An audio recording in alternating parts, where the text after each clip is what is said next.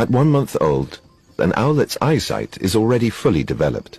Binocular vision and acute hearing allow them to pinpoint danger. They still need to master their listening skills.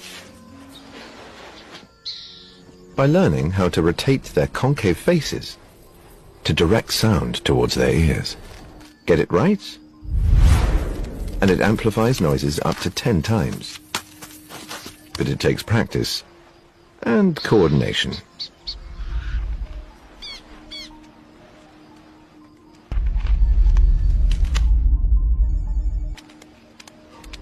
Owls are carnivorous, but have no teeth to chew.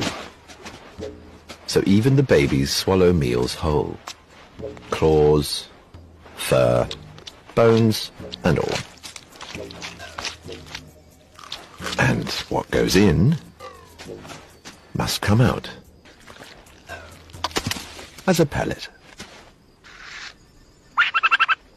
Anyway, back to class. How to avoid danger by listening to their parents and following their example.